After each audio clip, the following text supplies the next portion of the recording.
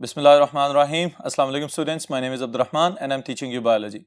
In this session we are going to continue chapter number 15 homeostasis और इसका जो topic आज हम स्टडी करेंगे that is about excretory systems in different types of organisms. इसमें हम simplicity से complexity की तरफ मूव करेंगे तो डिटेल्स बोर्ड पे देखते हैं.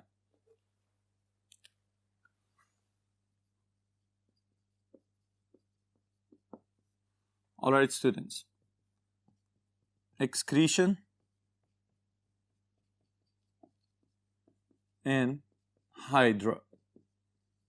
According to the sequence of your textbook, hydra से स्टार्ट कर रहे हैं, लेकिन इससे पहले थोड़ा सा मैं आप लोगों को इससे भी पीछे और ज्यादा सिंपल लिविंग ऑर्गेनिज्म की तरफ ले चलता हूं. दैट इज अमीबा और पेरामीशियम.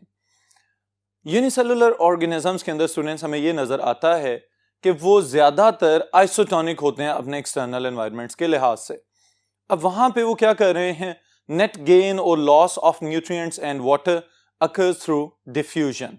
ऑलराइट, पानी जो है वो ऑस्मोसिस के थ्रू इन एंड आउट हो रहा होता है और बाकी जितने भी मिनरल्स आयंस वगैरह हैं वो डिफ्यूजन के थ्रू मूव करते हैं. और उसके साथ ही साथ कुछ चीजें आपने पिछले साल पढ़ी हुई हैं जिसमें हम ये स्टडी करके आ चुके हुए हैं. The movement of particles into the cell is endocytosis and movement of particles out of the cell is exocytosis. Alright students, फिर इसके साथ ही साथ एक जो रिसेंट सेशन में हम चीज पढ़ के आए हुए हैं कि the animals they have been divided into 3 major groups according to the type of the waste product they are excreting.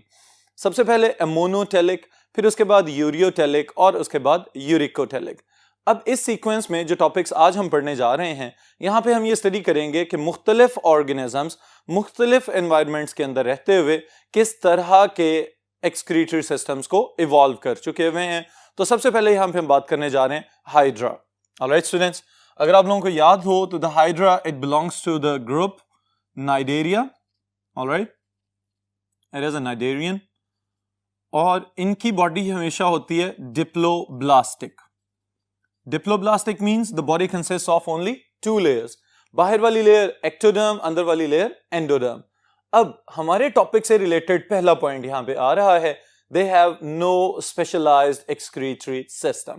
Alright, इसका मतलब ये है कि अगर हम excretion की बात करें तो हम यहां पे लिखेंगे excretion takes place by simple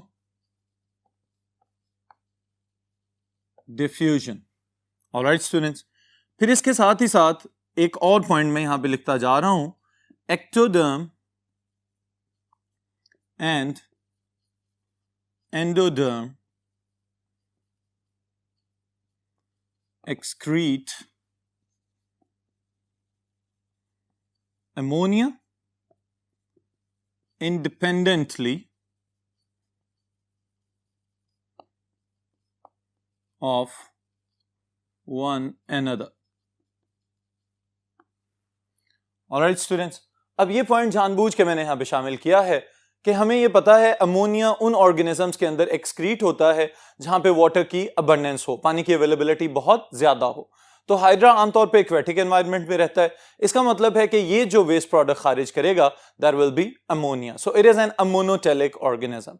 फिर इसके साथ ही साथ दूसरी चीज जो मैंने यहां पे लिखी है, एक्टोडर्म और endoderm they are not coordinating due to the absence of a specialised excretory system. तो ये एक दूसरे के बगैर ही जो खुराक और पानी एंडोडर्म की तरफ आता है गैस्ट्रोवेस्कुलर कैविटी के अंदर, वहां पे डाइजेशन होती है, मेटाबॉलिक रिएक्शंस मुकम्मल होते हैं और बाहर जाती खुराक के साथ जो पानी बाहर जा रहा है उसी में ही नाइट्रोजनस वेस्ट को खारिज कर दिया जाता है. जबकि जो एक्टोडर्म है वो बाहर वाली साइड से खुद ही पार्टिकल्स एब्जॉर्ब भी करती रहती है और खुद ही वहीं से नाइट्रोजनस वेस्ट को खारिज भी करती रहती है. ऑलराइट, तो ये दोनों लेयर्स एक दूसरे के साथ कोऑर्डिनेट नहीं कर रही. This is all about excretion in hydra that you have to memorise. Alright students, फिर उसके बाद जो दूसरा ग्रुप हमारे पास आ रहा है दैट इज फ्लैटवर्म्स और हम स्टडी करेंगे एक्सक्रीशन इन प्लेनेरिया. अब स्टूडेंट सबसे पहले नंबर पे फ्लैटवर्म्स के ग्रुप का नाम ये तो आपको याद होना चाहिए. देयर आर प्लेटीहेल्मिंथीज और प्लेटीहेल्मिंथ्स.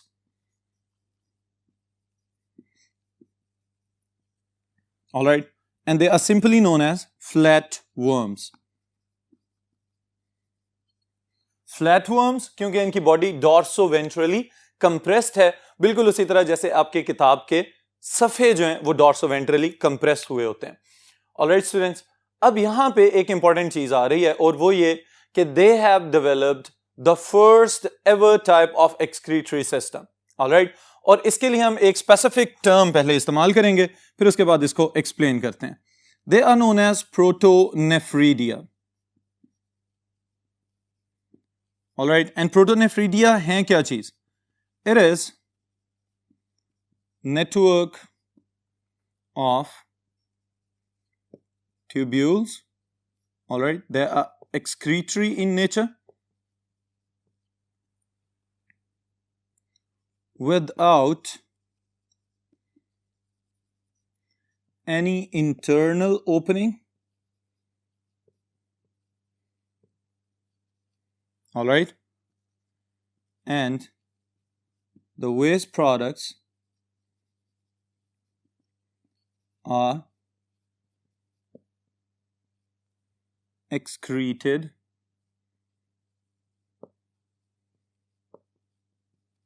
to exterior. Alright students, अब ये एक अहम बात है जो यहां पे मैंने लिखी है। प्लेनेरिया की शक्ल अगर आपको याद हो तो हमने ये पढ़ा हुआ है कि एक फ्लैटवर्म है, एक साइड पे हेड है और उसके बाद एक्सटेंडेड बॉडी होती है इसकी। इसका जो डाइजेस्टिव सिस्टम है वो भी आप लोगों को याद होना चाहिए। एलिमेंट्री कैनाल जो है वो फर्दर ब्रांच्ड होती है। ऑलराइट, इसी तरह जो एक्सक्रीटरी सिस्टम हमें नजर आता है इसकी बॉडी के अंदर, इसके पास नालियों का एक बड़ा नेटवर्क है जो सारी बॉडी के सेल्स के साथ कनेक्टेड है। ऑलराइट, लेकिन ये जो ट्यूब्यूल्स का नेटवर्क है, हर ट्यूब्यूल की टिप के ऊपर एक कैप सेल मौजूद है, that are known as flame sales.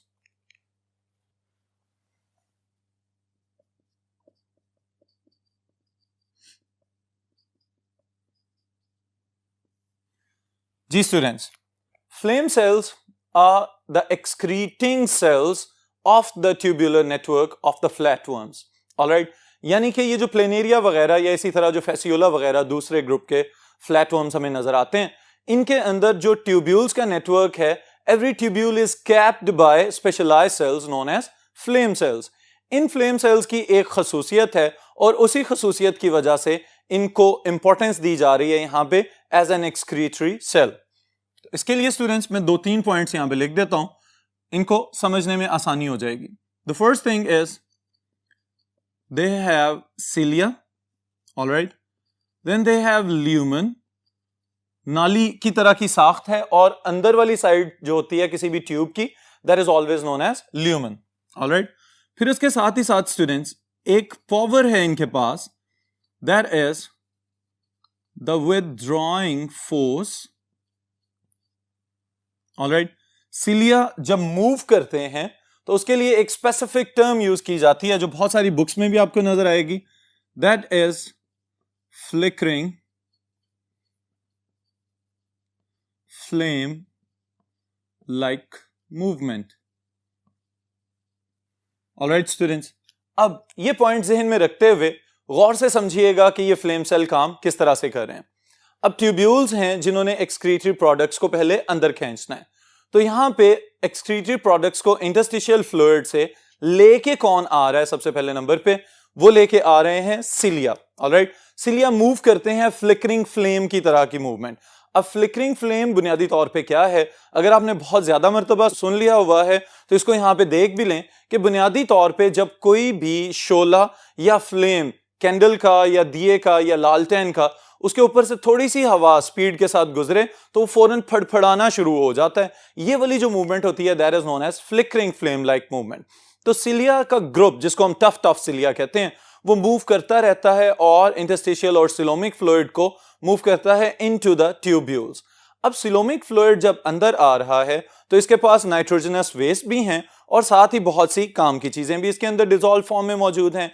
तो जो एपिथेलियल सेल्स हैं ट्यूब्यूल्स के, वो क्या करते हैं, काम की चीजों को रीअब्सॉर्ब करके वापस बॉडी के हवाले कर देते हैं, जबकि जो नाइट्रोजनस वेस्ट हैं उनको कैपिलरी डक्ट्स में से इतनी छोटी नालियां के यूनिसेलुलर ट्यूब्यूल्स बना रहे हैं। क्योंकि आपको ये याद होना चाहिए कैपिलरीज की थिकनेस कितनी होती है, 1 सेल थिक। ऑलराइट, तो यहां पे भी कैपिलरी डक्ट की टर्म यूज हो रही है। इसका मतलब ये है बहुत ही बारीक नालियों की मदद से वेस्ट प्रोडक्ट्स को आगे मूव किया जाएगा और फिर उसके बाद बॉडी से बाहर जाती हुई ओपनिंग, जिसको हम एक्सक्रीटरी पोर कह सकते हैं, वहां से नाइट्रोजनस वेस्ट को बॉडी से खारिज कर दिया जाएगा। तो इसीलिए हमने एक बात शुरू में कही थी कि इस तरह के नेटवर्क ऑफ ट्यूब्यूल्स के अंदर कोई भी इंटरनल ओपनिंग मौजूद नहीं है। जो कुछ एब्जॉर्ब किया जाएगा उसमें से नाइट्रोजनस वेस्ट डायरेक्ट जाएंगे बॉडी से बाहर और जो काम की चीजें हैं उनको रीअब्जॉर्ब करके बॉडी के हवाले कर दिया जाएगा।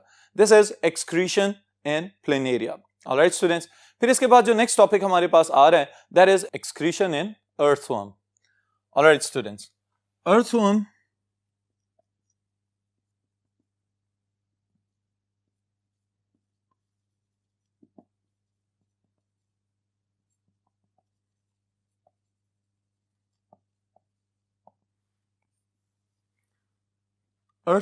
एक स्पेसिफिक टाइप का वर्म है विच शोज मेटामेरिक सेगमेंटेशन। अगर आपको याद हो मेटामेरिक सेगमेंटेशन क्या चीज है, तो इस तरह के ऑर्गेनिजम्स जिनकी बॉडी के बाहर वाली साइड पे भी आपको लाइंस नजर आए, जिसका मतलब ये हो कि ये इंटरनली भी सेगमेंटेड हैं, अलहदा अलहदा खाने बन चुके हैं इनकी बॉडी के।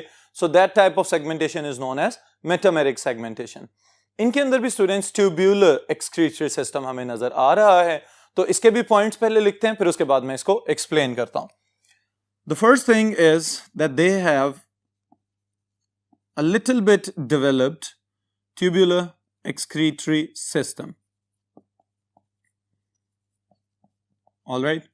फिर MCQs के लिए एक बात जरूर याद रखिएगा, बहुत इंपॉर्टेंट है। Each segment contains 2 metanephridia. जी स्टूडेंट्स, वर्ड चेंज हो गया। पिछले ग्रुप में हम इनको कह रहे थे प्रोटोनेफ्रीडिया, इसका मतलब है वहां पे सिंपल ट्यूब्यूलर सिस्टम था, यहां पे उसकी निस्बत थोड़ा सा एडवांस हुआ, तो साथ ही हमने इसको मेटानेफ्रीडिया कहना शुरू कर दिया।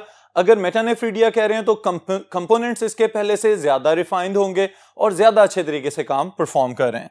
उसके लिए अगर हम लिखना चाहें तो we can write the components nephrostome, alright, the funnel shaped structure, फिर उसके साथ कॉन्वोल्यूटेड ट्यूब्यूल्स मौजूद हैं, देन इज द ब्लैडर, और जो कॉन्वोल्यूटेड ट्यूब्यूल्स हैं they are covered by peritubular network of capillaries. All right, students, and then is the excretory pore और नेफ्रीडियोपोर भी इसको आप लोग याद रख सकते हैं जी। अब ये कंपोनेंट सारे के सारे हमने लिख लिए हैं। अब अगर आप गौर करें इस फिगर के ऊपर तो आपको पता चल रहा है कि ये जो एक सेगमेंटेड वर्म हमें नजर आ रहा है, इसके दरमियान में होती है gut, that is the digestive system, tube type digestive system है, और इस गट के दोनों साइड्स पे एक एक मेटानेफ्रीडियम नजर आ रहा है, लेकिन दोनों एक दूसरे के साथ मिलके काम कर रहे हैं। एक इंपॉर्टेंट चीज इसमें यह नजर आती है हमें, जो सेप्टम नजर आती है, जो वॉल है स्टूडेंट्स इस सेगमेंट की, हर एक पिछले सेगमेंट की नेफ्रोस्टोम अपने से अगले सेगमेंट के अंदर मौजूद होती है, वहां से सिलोमिक फ्लूइड को खींचना शुरू कर देती है। अब जैसे ही इसके आगे सिलिया मौजूद होते हैं और वो भी उसको विदड्रॉ कर रहे होते हैं। अब जैसे ही सिलोमिक फ्लूइड मूव करता है इनटू दीज ट्यूब्यूल्स, तो यहां पे भी वही काम किया जाएगा कि ट्यूब्यूल्स के जो एपिथेलियल सेल्स हैं वो नाइट्रोजनस वेस्ट को तो आगे पास करते चले जाएंगे, लेकिन काम की चीजें जितने भी यूजफुल कंपोनेंट्स इसके अंदर मौजूद थे, सॉल्ट्स और शुगर्स और बाकी मॉलिक्यूल्स, उनको वापस सिलोमिक फ्लूइड के अंदर भेज देंगे। इसकी वजह से क्या होता है कि काम की चीजें रीअब्सॉर्ब होती रहेंगी, एनर्जी बरकरार रहेगी, और वो सारा कुछ एब्सॉर्ब होके कहां पे जा रहा है, in the peritubular network of the capillaries. अब कैपिलरीज का नाम यहां पे देख के आपको हैरान बिल्कुल नहीं होना चाहिए, क्योंकि अर्थवर्म के पास क्लोज्ड सर्कुलेटरी सिस्टम मौजूद होता है। तो इसका मतलब यह है कि ब्लड वेसल्स के अंदर मौजूद है, तो न्यूट्रिएंट्स जज़ब होकर ब्लड के अंदर जाएंगे और ब्लड से फिर बाकी बॉडी पार्ट्स को डिस्ट्रीब्यूट कर दिए जाएंगे। ऑलराइट स्टूडेंट्स, अब उसके बाद हमने एक टर्म यहां पे लिखी हुई है ब्लैडर। जो वेस्ट प्रोडक्ट्स हैं जिनको अब यूरिन करार दिया जा चुका है, उसको थोड़ी देर के लिए ब्लैडर में स्टोर किया जाएगा और फिर वहां से इसको पुश करके बॉडी के बाहर फेंक दिया जाएगा। अब यहां पे एक थोड़ी सी ऑकवर्ड सी एडेप्टेशन इनके अंदर हमें नजर आती है, और वो क्या है, sometimes they spread their urine on the surface of the body, या स्किन के ऊपर ही उसको खुद ही फैला लेते हैं। इसकी वजह क्या हो सकती है, इसके लिए स्टूडेंट्स आप सोचें थोड़ी देर के लिए, जवाब मैं आपको बाद में बताता हूं। इसके साथ ही नेक्स्ट टॉपिक हम स्टार्ट कर रहे हैं, that is excretion in cockroach. Excretion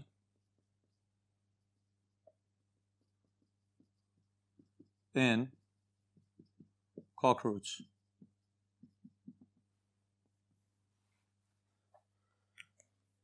ji students, सबसे पहले हमने यहाँ पे हाइड्रा का जिक्र किया था, फिर उसके बाद प्लेनेरिया का जिक्र किया, then we talked about the earthworm, और अब हम बात करने जा रहे हैं एक टेरेस्ट्रियल आर्थ्रोपोड की, दैट इज कॉकरोच। तो यहाँ पे सबसे पहले अगेन वही सीक्वेंस में फॉलो कर रहा हूँ, पहले पॉइंट्स लिखूंगा फिर उसके बाद इसकी एक्सप्लेनेशन की तरफ चलते हैं।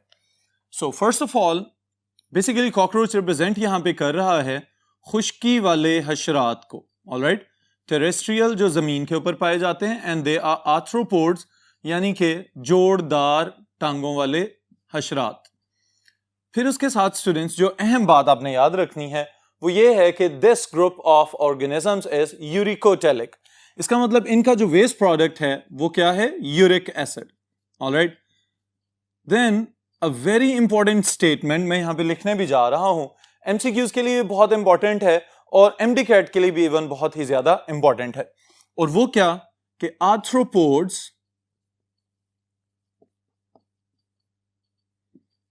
are the only group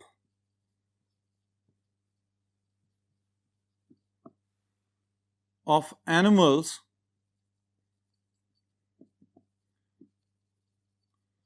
in which digestive system and excretory system are connected. Alright students, ये बहुत ही इंपॉर्टेंट स्टेटमेंट यहां पे मैंने मेंशन की है कि हशरात वो वाहिद ग्रुप हैं एनिमल्स का जिनके अंदर डाइजेस्टिव सिस्टम के साथ ही एक्सक्रीटरी सिस्टम जुड़ा हुआ है। नहीं तो बाकी तमाम ग्रुप्स जितने भी हम स्टडी करते हैं उनके अंदर digestive system is totally separate system and excretory system is totally separate system. Even जो भी पीछे हम अर्थवर्म पढ़ के आए हैं वहां पे भी got it is a separate tube, और उसके साथ हमें नजर आ रहे थे मेटानेफ्रीडिया। तो यहां पे जो एक्सक्रीटरी स्ट्रक्चर्स हैं they are basically suspended tubules. और कहां पे सस्पेंड हुए हैं, अगर आपको याद हो तो what type of circulatory system is present in arthropods, it is open circulatory system. अब ओपन सर्कुलेटरी सिस्टम की एक अहमियत यह है कि इनके अंदर जो बॉडी फ्लूइड है that is known as haemolymph, और वो कैविटीज जिनके अंदर ये सर्कुलेट कर रहा है या घूम फिर रहा है they are known as sinuses. तो हम यहां पे इन पॉइंट्स को लिख लेते हैं, haemolymph is present, all right, and the openings are known as sinuses. लेकिन जो excretory system है it is in the form of suspended tubules called Malpighian tubules.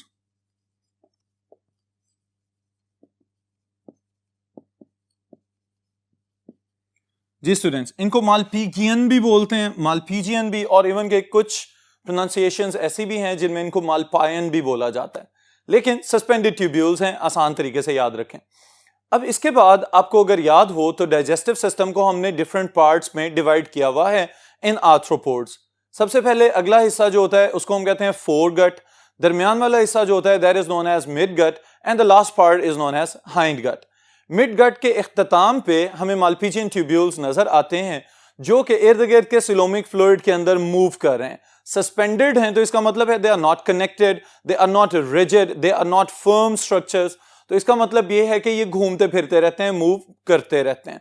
अब हीमोलिम्फ के अंदर से ये क्या करेंगे, सोल्यूट्स को including the nitrogenous waste and salts, उन सबको एब्जॉर्ब करके अंदर ले आएंगे। अब जैसे ही ये सारा कुछ अंदर मूव करके आएगा तो आहिस्ता आहिस्ता इन सब चीजों को मूव किया जाएगा from the midgut to the hindgut. अब हाइंड गट की तरफ मूव करते हुए क्या किया जाएगा स्टूडेंट्स, एक अहम काम हो रहा है कि काम की चीजों को हाइंड गट का जो रेक्टम वाला पार्ट है वहां पे जाके रीएब्सॉर्ब कर लिया जाएगा, और बाकी वो सारा फूड जो आगे से डाइजेस्ट होके मूव कर रहा था पिछले पार्ट्स की जानिब, वो भी इजेशन के लिए रेक्टम में स्टोर किया जाएगा। अब यहां पे एक अहम बात यह है कि इनके अंदर चूंकि पानी की अवेलेबिलिटी कम है तो उसी लिहाज से they have adapted themselves to excrete the nitrogenous waste as uric acid. Alright, uric acids crystals की फॉर्म में एक्सक्रीट किए जाएंगे with the outgoing egestable material, जिसको हम कहते हैं फीसेस। ऑलराइट स्टूडेंट्स, अब इस सारे सीक्वेंस को मैं एक मरतबा समराइज कर रहा हूं आपके लिए कि मिड गट के इख्तिताम पे जो सस्पेंडेड ट्यूब्यूल्स मौजूद थे उन्होंने क्या किया, नाइट्रोजनस वेस्ट और सोल्यूट्स और वाटर को, जो डिसॉल्व्ड सब्सटेंसेस थे, उनको एब्जॉर्ब कर लिया।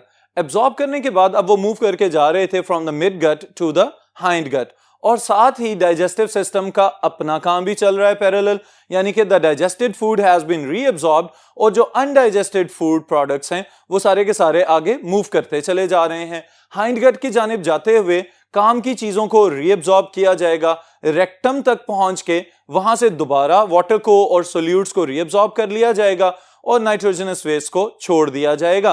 That are now the uric acid crystals. इनको थोड़ी देर बॉडी में रखा जाएगा और उसके बाद फिर बाहर जाते हुए सॉलिड वेस्ट प्रोडक्ट्स के साथ एक्सक्रीट कर दिया जाएगा। ऑलराइट स्टूडेंट्स, तो this is excretion in cockroach. यहां पे आखिरी स्टेटमेंट में यहां पे मेंशन कर रहा हूं आपके लिए, that is rectum is the part where reabsorption takes place. All right students, or gut is divided into foregut, midgut and hindgut. All right students, this is all about today's session. फिर इंशाल्लाह ताला next session में next topic के साथ मुलाकात होगी।